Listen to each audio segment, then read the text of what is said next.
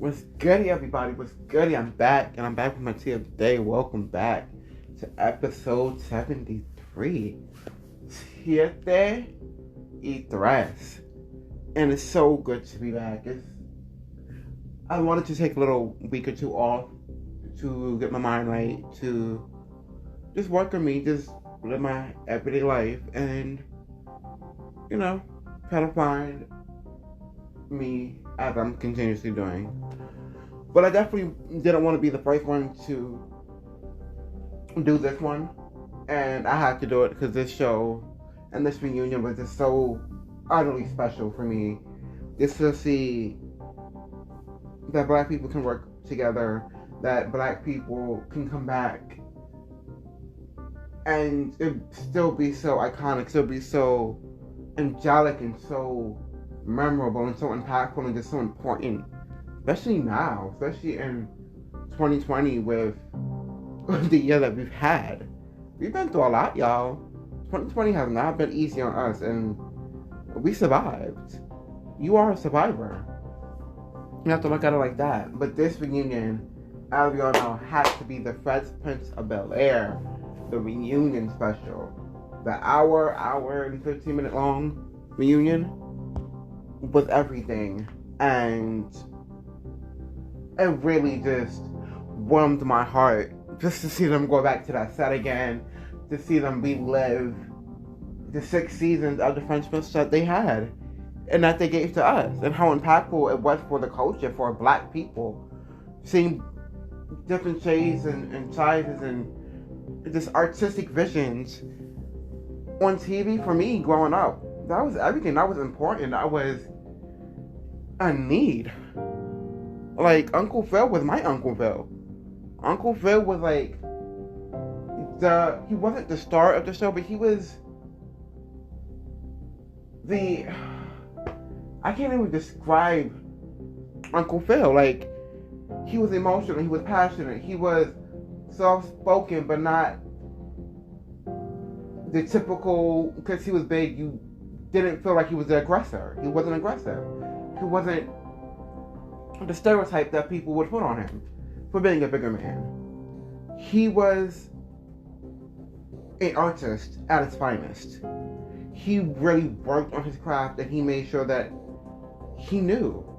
And a lot of the people came from like Broadway and stuff to be on the Fresh Prince, and just to see how impactful that the show was, the life lessons, the laughter, but then the crying and the tearful scenes that we had. Trust me, when Will cried on that scene, when he really realized that his father didn't want him and wondered why his father didn't want him, and as the back and forth that they had throughout the seasons, where it's like it may perceive that Uncle Phil didn't want him there because he would always say stuff like that, and Will felt like maybe he doesn't want him here, he should go back to Philly and X, Y, and Z. But their camaraderie, that connection, them playing off of each other all those years really just showed how in touch they was and how important that relationship was for the both of them. Like, it helped Uncle Phil be more open and think of things differently than he normally would, because his family comes from money, but now you have this inner city kid that came from Philadelphia who had a completely different life. Now you have to alter yourself and understand and really visually see what he grew up with. A year his uncle, but he wasn't fully there throughout his whole life to help. But now you're standing in as a father figure, which was wonderful to see, because a lot of times and oftentimes in our community we don't see that. We don't see another man standing up to help raise a man, because it takes a village, but it really takes that dope brother, that dope man, to be able to raise a black man. It does. And then you have Hillary, and then you have Miss Ashley, and then you have Jeffrey, and then you have, of course, Carlton. And I loved Alfonso. Like, Alfonso is like the little brother you've always wanted. It's just, he doesn't even notice how funny he is. And I don't know if he's trying to be funny or if he's just naturally funny. You can't fully tell, but it's like he was made to be Alfonso. He is who he is, and he was made to be that. I'm just so ecstatic, and I was so happy, especially growing up, seeing Will and Carlton literally play off of each other. Like, of course there was a script, but with them two, and then with Will and Uncle Phil, I don't think there was a script. I don't think it was much of a script. They was just literally having fun, and we seen it. And it was really having real life moments in front of our eyes, and we seen it, and I was so happy. I was happy to see them come back together for 30 years of the Fresh Prince of Bel-Air. 20 years? Yeah, 30 years of the Fresh Prince of Bel-Air. That's crazy. Where have time gone? Like, I'm 30. Like, it started... I'm 31, about to be 32. Like, it started during when I was born. That's crazy. Like, for me to live in the history of the Fresh Prince. I loved Janet Hubert, the original Aunt Viv. I loved her for exactly who she was. She was unapologetic. She was a dark-skinned sister who knew who she was. She had sass, but she had brains. She had money, but she was street smart, and she kept it real. And that's exactly what that show needed. And unfortunately, in season 3, she got pregnant. And that's where the change happened in the show. Then in season 4, we got a whole new Aunt Viv with lighter skin. And for me, I was confused at first. To me, I love Daphne. I love the newer Aunt Viv. I love them both. But at the end of the day, for me, in my personal opinion, Janet was my Aunt Viv. And I was so happy that they decided to, especially Will decided to really end this feud that they've been having for years. And to see that play out in that reunion special, that was needed. I'm happy that he put his pride aside, or he really realized she was a big part of the success of the show. We have to give our black women, our black queens, the flowers. And I'm happy he realized that he could not do a reunion without her. We're already doing it without Uncle Phil, because unfortunately he passed away. And that tribute was everything. That tribute definitely brought me to tears. Just really reliving and seeing how powerful he was. And still is. It's just mind-boggling. It's just really touching. But to see them two sit down and really have that heart-to-heart, that deep conversation was everything for me. Her fully being able to talk and to explain to him what that was like for her. Getting a crappy deal for 3rd season because she was pregnant. Telling her she can't go anywhere else because you can only do this. So now you're cutting into her pockets, which you never cut into before.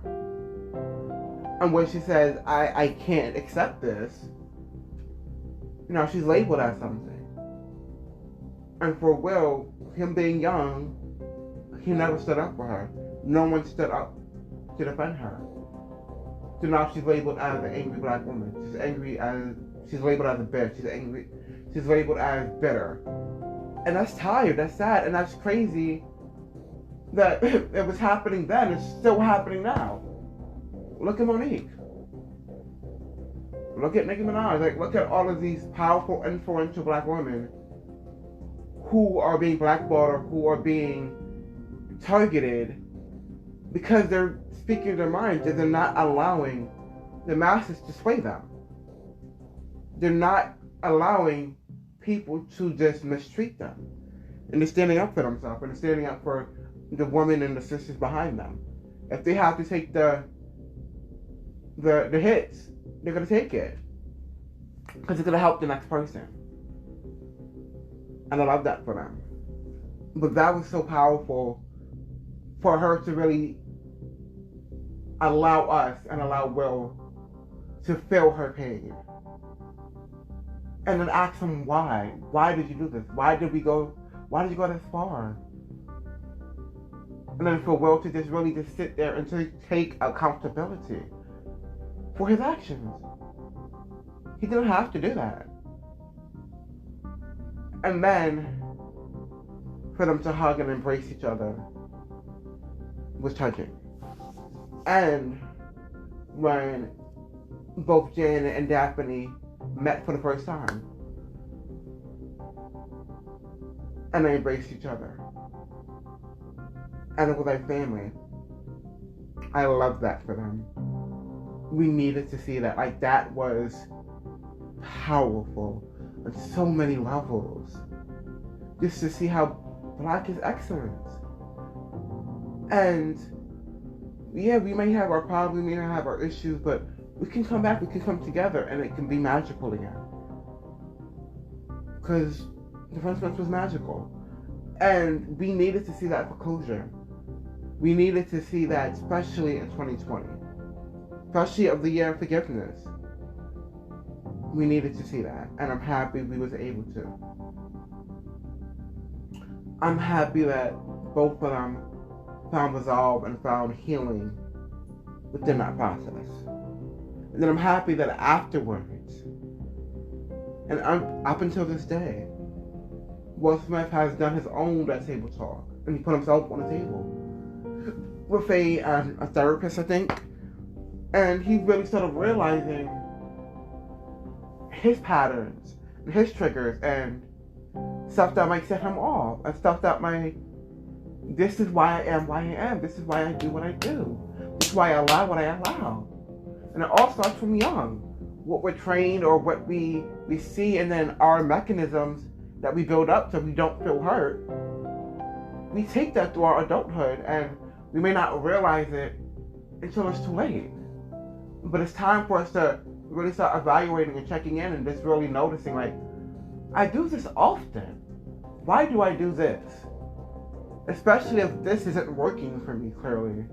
Why am I continuously doing this? Why am I continuously putting myself in this predicament? Why am I continuously putting myself in this pain and this hurt and this agony?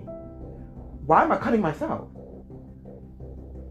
I'm blaming this person for cutting me, but I gave them the night to cut me. I allowed them to do that.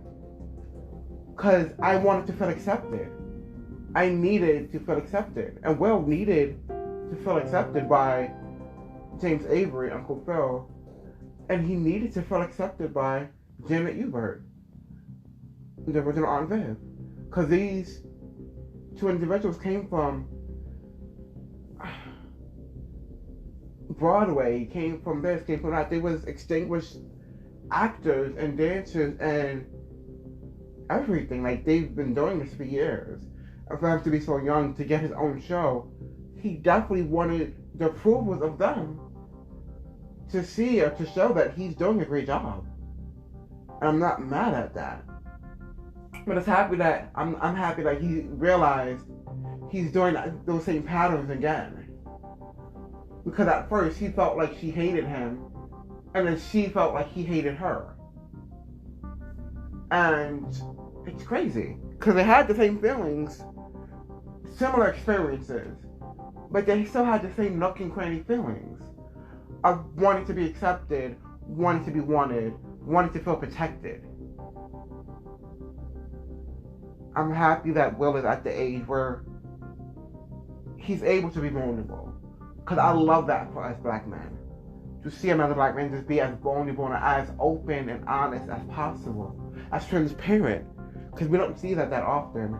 And that's the problem with us, because quote unquote not masculine. It's that toxic masculinity that I talked about before. That's fucking up our black men. That's fucking up our community. It's fucking up our culture. Like, we as black men are taught a certain way, and that's not the way. That may have been the way back in the 80s, the 70s, but that's not the way in 2000. That's not the way in 2020. That's not going to be the way in 2021. We need to see our black men be vulnerable, have families, show our families, be able to express and articulate our words with our relationships, with the people we deal with, just in general. Like, in your relationship, you have to tell your partner what you want. You have to tell, in any relationship, what do I need? What do I want? You can no longer be silent. You can no longer just be okay because you can't cry. No, if something hurts you, you have to cry. You have to let it out. You have to have some type of release. And you have to.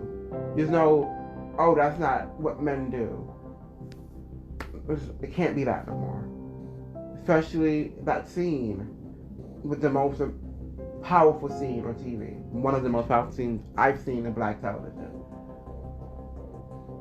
And that was definitely one of my favorite episodes of the Will Smith Show. Of The Fresh Prince. And that embrace. Because you don't really see men, especially black men, hug on TV. Or hug in general. That's a problem. But when they embrace each other, when they hugged, when he cried on his shoulder, that was a moment. That was a moment that we'll never see again. And James brought that out of Will.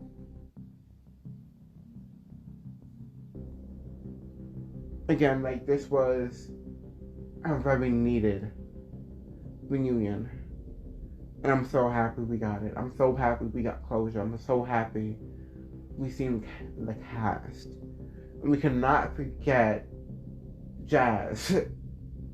And we cannot forget Little Nicky.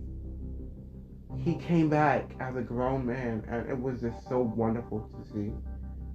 Black does not crack. And we needed that for 2020. We needed some resolve, some happiness within this dark, dark year. Thank you for listening to episode 73. This was Kimi, my Kimi's Tea of the Day. Laters.